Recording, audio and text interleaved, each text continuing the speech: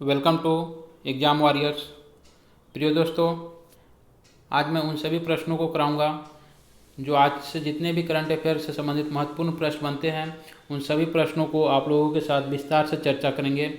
साथ ही साथ इससे संबंधित जितने भी प्रश्न बनते हैं, चाहे वो करंट अफेयर का हो या स्टैटिक जीएस हो, इन सभी प्रश्नों पर भी हम चर्चा करेंगे।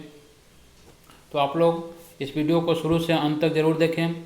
साथ ही साथ करंट अफेयर के जितने भी प्रश्न हैं, उन सभी प्रश्नों को डेली तो आप लोग पढ़ते ही हैं, साथ साथ आप पीछे के प्रश्नों को भी रिवीजन कीजिए, क्योंकि जो एग्ज़ाम होने वाले हैं दिसंबर और जनवरी में, खास करके बिहार दरोगा और बीपीएससी, आपको एक साल के करंट अफेयर जो आपको देखना ही पड़ेगा।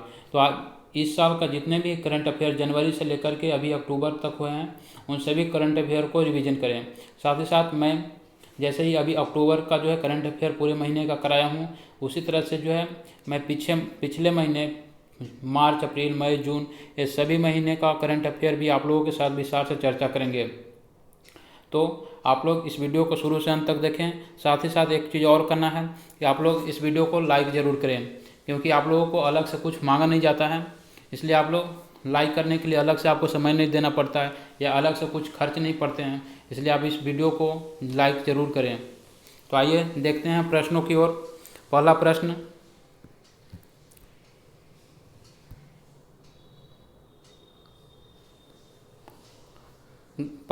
है गंगा उत्सव 2021 नदी महोत्सव इस साल मनाया जा रहा है। आपको कब से कब तक मनाया जा रहा है इसके बारे में बताना है। तो गंगा उत्सव 1 से 3 नवंबर के बीच मनाया जा रहा है। गंगा उत्सव 2021 नदी उत्सव 1 से 3 नवंबर के बीच मनाया जाएगा। गंगा की बात करें तो गंगा जो है भारत में बहने वाली सबसे लंबी नदी में से एक है। इसकी लंबाई की बात करें तो इसकी लंबाई 2525 किलोमीटर है। ये जो है आपको गंगा उत्तराखंड राज्य से निकल करके पश्चिम बंगाल होते हुए बंगाल की खाड़ी में चली जाती है। अगर बात करें कि गंगा हमारे भारत के कितने राज्यों से होकर प्रवेश गुजरती है, तो ये 5 राज्यों से होकर गुजरती है। पहला बात करें तो उत्तराखंड से निकलती है। उत्तर प्रदेश, बिहार, झारखंड और पश्चिम बंगाल, ये 5 राज्यों से गुजरती हुई गंगा बंगाल की खाड़ी में चली जाती है। अगला इससे संबंधित कुछ प्रश्न देखते हैं। अमृत महोत्सव जो है आज़ादी का अमृत महोत्सव जो है किससे संबंधित है? जो आज़ादी के 75वीं वर्षगांठ से संबंधित है। भारत को जो आज़ादी हुए 75 वर्ष हो गया, इसी 75 वर्ष के उपलक्ष्य में भारतीय अमृत महोत्सव की शुरुआत की गई है। संघाई महोत्सव कहाँ मनाया गया है? तो मणिपुर में मनाया गया है। सिगमी महोत्सव, सिगमी नहीं, इसको सिग्मो कर लीजिए, सिग्मो फेस्टिवल गोवा में मनाया गया है। नेशनल वाटर वन किस नदी पर स्थित है? नेशनल हाईवे नहीं, नेशनल वाटर की बात करें वन तो आपको एक गंगा नदी पर स्थित है, जबकि 2 की बात करें तो दूसरा जो है आपको ब्रह्मपुत्र नदी पर स्थित है। दूसरा प्रश्न है, हाल ही में कौन सी ट्रेन दक्षिण रेलवे की पहली एकीकृत प्रबंधन प्रणाली IMS प्रणाली ट्रेन बन गई है? इसकी बात करें तो आपको चेन्नई मैसूर शताब्दी एक्सप्रेस, दक्षिण रेलवे की पहली एकीकृत प्रबंधन प्रणाली जो है चेन्नई मैसूर एक्सप्रेस बन गई है। रेल बजट की आम बजट से किस समिति द्वारा अलग किया गया है?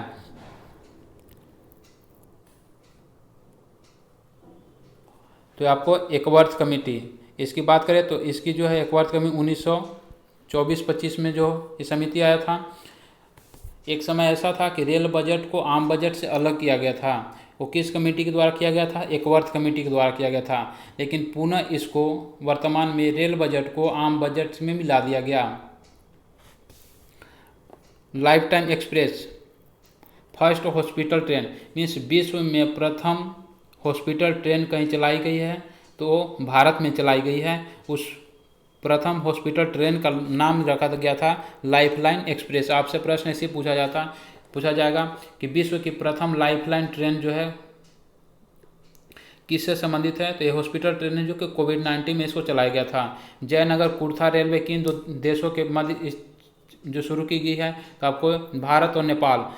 जयनगर बिहार से और कुर्था आपको नेपाल, तो भारत और नेपाल के बीच जो है जयनगर कुर्था रेलवे की शुरुआत किया गया है। भारत का 100% विद्युतीकृत रेलवे जोन पश्चिम मध्य रेलवे जोन। इसकी मुख्यालय की बात करें तो इसकी मुख्यालय आपको जबलपुर है। भारत के कुल कितने रेलवे जोन हैं, तो आपको 18 जो रेलवे जोन है। भारत में रेलवे की शुरुआत की बात करें तो रेलवे की शुरुआत लॉर्ड डलहौजी के द्वारा किया गया था, जो कि 1853 में किया गया था। इसकी पहली बार शुरुआत महाराष्ट्र के मुंबई से पुणे के बीच हुई थी। अगला प्रश्न, हाल ही में भारत का पहला मानव युक्त महासागर मिशन समुद्रयान कहाँ लॉन्च किया गया है, तो ये आपको चेन्नई में लॉन्च किया गया है। इससे संबंधित प्रश्न देखते हैं। भारत का पहला मानव युक्त अंतरिक्ष मिशन कौन सा है, जिसका नाम है गगनयान। भारत का पहला मंगल मिशन का नाम क्या था, तो मंगलयान था। भारत का पहली चंद्र मिशन चंद्रयान-1 था। भारत का पहला विमान वाहक पोत, इसका नाम क्या है, तो INS विक्रांत है। अगला प्रश्न है, हाल ही में किसने उत्सर्जन गैप रिपोर्ट 2021 जारी की है, तो आपको ये संयुक्त राष्ट्र पर्यावरण कार्यक्रम के द्वारा ये जारी किया गया है। संयुक्त राष्ट्र पर्यावरण कार्यक्रम के द्वारा जारी किया गया है। संयुक्त राष्ट्र पर्यावरण कार्यक्रम के द्वारा ये उत्सर्जन गैप रिपोर्ट 2021 जारी किया गया है। संयुक्त राष्ट्र पर्यावरण के मुख्यालय की बात करें तो ये आपको केनिया के नैरोबी में है। केनिया की नैरोबी में स्थित है। संयुक्त राष्ट्र की बात करें, संयुक्त राष्ट्र संघ की स्थापना 24 अक्टूबर 1945 को किया गया था। Ease of doing business report किसके द्वारा जारी किया जाता है, तो आपको विश्व बैंक द्वारा जारी किया जाता है, जो कि 2021 में वर्ल्ड बैंक ने ये घोषणा किया कि इसके बाद से अब किसी भी प्रकार की कोई ease of doing business report नहीं जारी की जाएगी। मानव विकास सूचकांक UNDP के द्वारा जारी किया जाता है। UNDP के जनक के रूप में किसको जाना था, महबूब उल हक को जाना जाता है, जो कि पाकिस्तान के अर्थशास्त्री थे। रेड डाटा बुक किसके द्वारा जारी किया जाता है, IUCN के द्वारा किया जाता है। IUCN की बात करें तो इसकी जो है मुख्यालय स्विट्जरलैंड ग्लैंड में स्थित है। ग्लैंड स्विट्जरलैंड में स्थित है। ग्लोबल इकोनॉमिक आउटपुट जो है IMF के द्वारा जारी किया जाता है। इंटरनेशनल मॉनेटरी फंड के द्वारा जारी किया जाता है। IMF की बात करें तो IMF की स्थापना 1945 में किया गया था। इसकी ब्रेटन वुड्स सम्मेलन 1944 के तहत 1945 में किया गया था। IMF जो है ये अल्प समय के लिए जो है अपने देशों को ऋण देता है। यहाँ प्रश्न पूछता है कि IMF जो है अल्प जो है समय के लिए ऋण देता है या दीर्घ समय के लिए, तो IMF हमेशा अल्प समय कम समय के लिए ऋण देता है और हमेशा ये अपने सदस्य देशों को ही देता है। जबकि वर्ल्ड बैंक की बात करें तो वर्ल्ड बैंक सभी देशों को देता है, चाहे उसके सदस्य वर्ल्ड बैंक के हो या न हो, सभी देशों को वो ऋण प्रोवाइड कराता है और वो जो है दीर्घकालीन देता है, मीन्स लंबे समय के लिए देता है। 30 साल 40 साल ऐसे जो है समय के लिए वर्ल्ड बैंक के द्वारा दिया जाता है। वर्ल्ड बैंक की स्थापना भी 1945 में किया गया था। इसके अभी हेड की बात करें तो वर्ल्ड बैंक के हेड हैं डेविड मालपास। हाल ही में राष्ट्रीय कंपनी कानून अपीलीय न्यायाधिकरण NCLAT का अध्यक्ष किसे नियुक्त किया गया है, तो आपको ये अशोक भूषण को अध्यक्ष पद पर नियुक्त किया गया है। आगे देखते हैं इससे संबंधित प्रश्न। ज्ञानेंद्रो गिमोम्बो ये अभी किस हॉकी इंडिया के अध्यक्ष बने हैं, हॉकी इंडिया के अध्यक्ष बने हैं ज्ञानेंद्रो निंगोबाम बने हैं। 15वें वित्त आयोग के अध्यक्ष कौन है, तो नंद किशोर सिंह। आप लोग पढ़ते होंगे NK सिंह, इन्हीं का पूरा नाम है नंद किशोर सिंह। इनकी कार्यकाल की बात करें तो 2021 से 2026 है। आपको पहले वाला बुक में 2020 से 25 तक मिलेगा, इसलिए घबराना नहीं है। 2021 से 26। धृति बनर्जी अभी काफ़ी चर्चा में है, तो जूलॉजिकल सर्वे ऑफ इंडिया का हेड बनाया गया है, धृति बनर्जी को बनाया गया है। प्रेस ट्रस्ट ऑफ इंडिया के अध्यक्ष कौन है, तो प्रेस ट्रस्ट ऑफ इंडिया के अध्यक्ष जिसको PTI का full form press trust of India है, तो PTI की अध्यक्ष अविक सरकार को बनाया गया है। जितने भी नियुक्तियां हैं आपको नियुक्तियां याद करना ही होगा। जितने भी नियुक्ति हैं खास करके राष्ट्रीय स्तर पर इंटरनेशनल लेवल पर जो मुख्य जो संस्था है उसको तो आपको याद करना ही है। खास करके इंडिया के जो राष्ट्रीय स्तर की जो संस्था है उसको याद करना ही होगा आपको। इससे जो है हमेशा प्रश्न पूछे जाते हैं, इसलिए आपको याद करना ही होगा। हाल ही में राष्ट्रीय सुरक्षा पर पुणे संवाद PDNS 2021 का कौन सा संस्करण आयोजन किया गया है? तो ये जो संस्करण की बात करें तो ये संस्करण आपको कैवा संस्करण की बात कर रहा है, तो ये आपको छठा संस्करण इस पे का आयोजन किया गया है। इससे संबंधित प्रश्न देखते हैं। ब्रिक्स 2021 का कौन सा क्रम है? तो 13वां क्रम है ब्रिक्स, BRICS। ब्रिक्स जो है इसमें 5 कंट्री हैं, 5 देश हैं। पहले आपको ब्रिक था, बाद में एस जोड़ करके जो है इसको ब्रिक्स किया गया।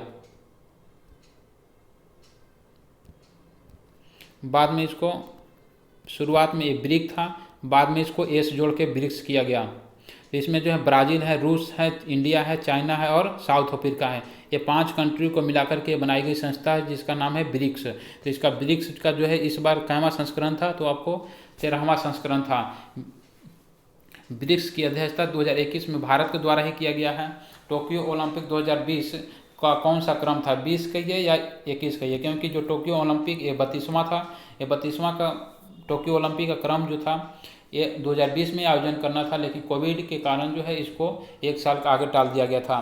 तो आपको 2020 टोक्यो ओलंपिक 32वां था। हमेशा ये चीज़ याद रखिएगा, इसमें 2 चीज़ होता है, एक ग्रीष्मकालीन एक शीतकालीन। तो ये आपको 32वां था, ये ग्रीष्मकालीन ओलंपिक था। इसके बाद जो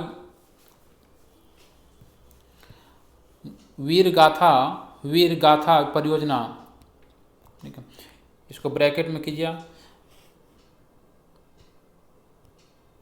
वीर गाथा परियोजना का संबंध किससे है? वीर गाथा परियोजना का संबंध आपको CBSE बोर्ड से है। CBSE बोर्ड के द्वारा वीर गाथा परियोजना का शुभारंभ किया गया है। CBSE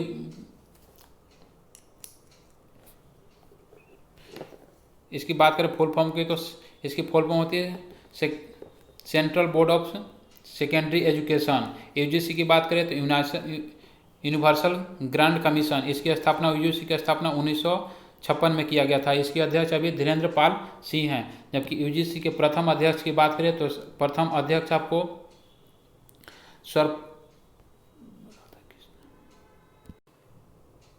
UGC के प्रथम अध्यक्ष सर्वपल्ली राधाकृष्णन थे। NCERT की बात करें तो NCERT का स्थापना 1961 में किया गया था, जिसका हेड क्वार्टर आपको नई दिल्ली में स्थित है। इससे संबंधित कुछ और प्रश्न है। निपुण कार्यक्रम का संबंध जो है आपको शिक्षा मंत्रालय से है।